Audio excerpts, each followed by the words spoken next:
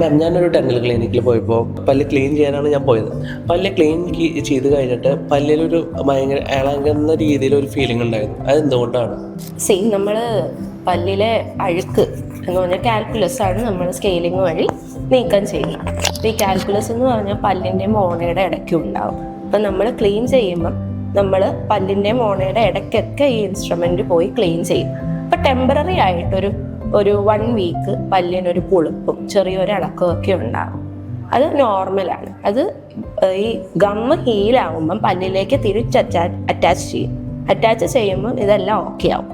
അതേസമയം നമ്മൾ പല്ലിളകുന്നു എന്ന് പേടിച്ച് ക്ലീൻ ചെയ്യാതിരുന്നു കഴിഞ്ഞാൽ കൂടുതൽ മോണ ഇറങ്ങി പോവുകയും എല്ല് തേയ്മാനം വരികയും പല്ലിളകാനും തുടങ്ങും. അങ്ങനെയാണ് നമ്മുടെ പല്ല് കൊഴിഞ്ഞു പോകുന്നത്. നല്ലോണം പല്ല് ഇളകിക്കഴിഞ്ഞാൽ പിന്നെ നമുക്കത് ഉറപ്പിക്കുക എന്ന് പറഞ്ഞു കഴിഞ്ഞാൽ നടക്കുന്ന കാര്യമില്ല. അതുകൊണ്ട് ഇയർലി വൺസ് എന്തായാലും നിങ്ങൾ നിങ്ങളുടെ ഡെന്റിസ്റ്റിൻ്റെ അടുത്ത് ക്ലീനിങ്ങിന് പോയേ പറ്റും.